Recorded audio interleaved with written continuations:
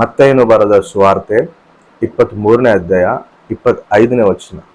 ಅಯ್ಯೋ ಕಪಟಿಗಳಾದ ಶಾಸ್ತ್ರಿಗಳೇ, ಫರಿಸೇಯರೇ, ನೀವು ಪಂಚಪಾತ್ರೆ ಬಟ್ಟಲು ಇವುಗಳ ಹೊರಗೆ ಭಾಗವನ್ನು ಸೂಚಿ ಮಾಡುತ್ತೀರಿ, ಆದರೆ ಅವು ಒಳಗೆ ಸುಲಿಕೊಂಡವುಗಳಿಂದಲೂ ಇಹಭೋಗ ಪದಾರ್ಥಗಳಿಂದಲೂ ತುಂಬಿರುತ್ತವೆ. ಇಲ್ಲಿ ಏಸಯ್ಯ ಫರಿಸೇಯರಿಗೆ ಈ ಒಂದು ಶಾಸ್ತ್ರಗಳು ಏನಂತ ಹೇಳುತ್ತಿದ್ದಾರಂದ್ರೆ, ಇವರು ಯಾವ ರೀತಿ ಇದ್ದಾರೆ ಅಂದ್ರೆ, ಇವರು ಮೇಲೆ ಭಾಗವನ್ನು ತೋರಿಸುವಂತವರಾಗಿದ್ದಾರೆ. ಅಂದ್ರೆ ಇವರು ಮೇಲೆ ಮೇಲೆ ಭಕ್ತಿ ಜನಗಳಿಗೆ ತೋರಿಸ್ತಾರೆ, ಆದ್ರೆ ಇವರು ಅಂತರಂಗದಲ್ಲಿ ಇವರು ಒಳಗೆ ಕಲ್ಮಶವು ಕುತಂತ್ರಗಳು ಇವನ್ನ ಇಟ್ಕೊಂಡು ಜೀವಿಸ್ತಾ ಇದಾರೆ ಇವರು. ಅದನ್ನೇ ಯೇಸು ಸ್ವಾಮಿ ಇವ್ರಿಗೆ ಹೇಳ್ತಾ ಇದ್ದಾನೆ, ನೀವು ಹೊರಗೇನೋ ಭಕ್ತಿವಂತರಾಗಿ ನೀವು ತೋರಿಸ್ತಾ ಇದ್ದೀರಿ, ಎಲ್ಲರ ಹತ್ರ ಏನೋ ಒಳ್ಳೆ ರೀತಿಯಲ್ಲಿ ನೀವು ಇದ್ದೀರಿ, ಆದ್ರೆ ಒಳಗ್ ಮಾತ್ರ ನಿಮಗೆ ಕೆಟ್ಟದ್ದು ತುಂಬಿಕೊಂಡಿದೆ, ಎಲ್ಲ ಕಲ್ಮಶ ಇದೆ, ಹೊರಗೊಂದು ಒಳಗೊಂದು ನೀವು ಜೀವಿಸ್ತಾ ಇದ್ದೀರಿ. ಆ ರೀತಿ ನೀವು ಇರುವಂತವ್ರಾಗಿರಬಾರ್ದು ಅಂತ ಹೇಳಿ ಯೇಸು ಸ್ವಾಮಿ ಇವ್ರನ್ನ ಎಚ್ಚರಿಸ್ತಾ ಇದ್ದಾನೆ.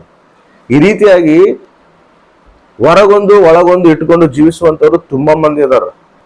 ನಮ್ಮ ಪಕ್ಕಕ್ಕೆ ಇರ್ತಾರೆ, ನಮ್ಮ ಬಗ್ಗೆ ಚೆನ್ನಾಗಿ ಮಾತಾಡ್ತಾರೆ, ನಮ್ಮ ಬಗ್ಗೆ ಪ್ರೀತಿ ಇರೋ ತರ ತೋರಿಸ್ತಾರೆ, ಆದ್ರೆ ಒಳಗೆಲ್ಲ ಅವ್ರಿಗೇನಿರುತ್ತೆ, ನಮ್ಮ ಮೇಲೆ ದ್ವೇಷ ಇರುತ್ತೆ.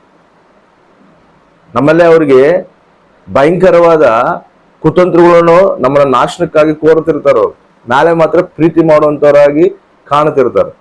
ಅದು ದೇವ್ರಿಗೆ ಇಷ್ಟ ಆಗ್ತಿಲ್ಲ, ಅದನ್ನ ದೇವ್ರು ಗದ್ದಿಸ್ತಾ ಇದಾನ. ಏನಂತ ಹೇಳ್ತಾನ, ನೀವು ಹೊರಭಾಗದಲ್ಲೇನೋ ಚೆನ್ನಾಗಿ ಕಾಣ್ತಿದ್ದೀರಿ, ಮೇಲೆ ಮೇಲೆ ಶುದ್ಧಿ ಮಾಡ್ಕೊಂತಿದ್ದೀರಿ, ಅದು ನೀವು ಮೇಲೆ ಶುದ್ಧಿ ಮಾಡ್ಕೊಳ್ಳುವಂತವರಾಗಿ ಇರಬಾರ್ದು. ಒಳಗೆ ಅಂತರಂಗದಲ್ಲಿ ನೀವು ಶುದ್ಧಿ ಮಾಡ್ಕೋಬೇಕು. ನಿನ್ನ ಮನ್ಸು ಹೆಂಗೈತೆ ನೀನು ಅದನ್ನ ಶುದ್ಧಿ ಮಾಡೋದು. ಅದನ್ನ ಇಟ್ಕೊಂಡಿಲ್ದಂಗೆ ಮೇಲೆ ಭಕ್ತಿ ಮಾಡಿ ಉಪವಾಸ ಪ್ರಾರ್ಥನೆಗಳು ಮಾಡಿ ಭಕ್ತಿ ಮಾಡೋದ್ರಿಂದ ಪ್ರಾರ್ಥನೆ ಮಾಡೋದ್ರಿಂದ ಯಾವ ಫಲಿತವೂ ಸಿಗೋದಿಲ್ಲ. ಇಸ್ರಾಯೇಲ್ ಪ್ರಜೆಗಳು ಕೂಡ ದೇವರು ಅದನ್ನೇ ಹೇಳತ್ತಾನ, ನೀವು ತಂದ್ಕೊಡೋ ಕಾಣಿಕೆ ಆಗ್ಲಿ, ಅದೇ ರೀತಿಯಲ್ಲಿ ನೀವು ಮಾಡೋ ಭಕ್ತಿ ಆಗ್ಲಿ, ಉಪವಾಸಗಳಾಗ್ಲಿ ನನಗ್ ಬೇಡ. ಅವು ನಿಮ್ ಮನಸ್ಸೇ ಸರಿಗಿಲ್ಲ, ನಿಮ್ ಮನಸ್ಸೇ ಶುದ್ಧಿ ಮಾಡ್ಕೊಂಡಿಲ್ಲ, ನೀವು ಅಂತರಂಗದಲ್ಲಿ ನೀವು ಸರಿಯಾದ ರೀತಿಯಲ್ಲಿ ನೀವು ಇಲ್ಲ. ನಾನು ಮನಸ್ಸು ನೋಡುವಂತವನು, ನೀವು ಅದನ್ನೆಲ್ಲ ಬಿಟ್ಟು ನೀವು ಮೇಲೆ ಮೇಲೆ ಭಕ್ತಿ ಮಾಡುವಂತವರಾಗಿದ್ರೆ ನನ್ನ ಮಕ್ಕನ ನಾನು ತಿರ್ಸ್ಕೊಂತೀನಿ ಅಂತ ಹೇಳ್ತಾನ. ದೇವ್ರಿಗೆ ಅದು ಇಷ್ಟ ಆಗೋದಿಲ್ಲ.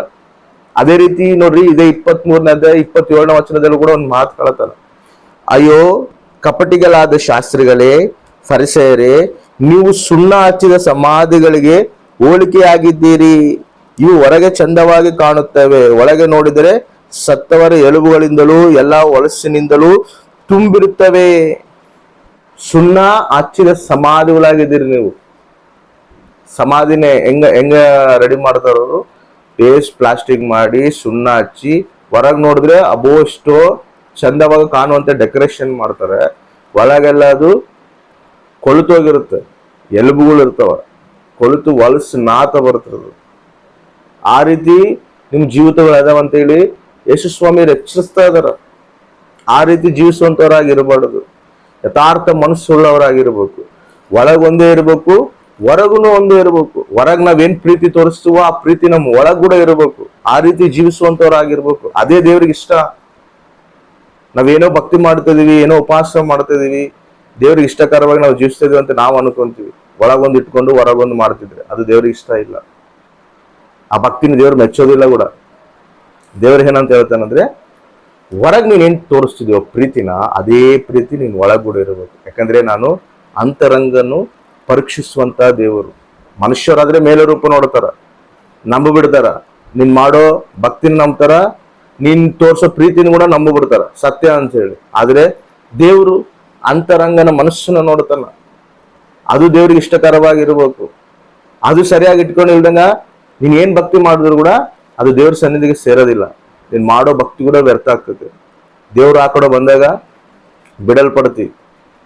ಇವನ್ನೆಲ್ಲ ದೇವ್ರು ಎಚ್ಚರಿಸ್ತಾ ಇದ್ದಾನೆ. ಆ ರೀತಿ ನಾವು ಇರುವಂತವ್ರು ಆಗಿರ್ಬಾರ್ದು. ಯಥಾರ್ಥ ಮನಸ್ಸು ಉಳ್ಳವರಾಗಿ, ದೇವರಿಗೆ ಇಷ್ಟಾನುಸಾರವಾಗಿ, ದೇವರಿಗೆ ಸಾಕ್ಷಿಯಾಗಿ, ತನ್ನ ನಾಮದ ಮಹಿಮಕರವಾಗಿ, ತನ್ನ ಚಿತ್ತಾನುಸಾರವಾಗಿ ದೇವ್ರು ಹೆಂಗ ಪ್ರೀತಿ ಮಾಡಿದನೋ ಅದೇ ಪ್ರೀತಿ ನಾವು ತೋರಿಸುವಂತವರಾಗಿರ್ಬೇಕು.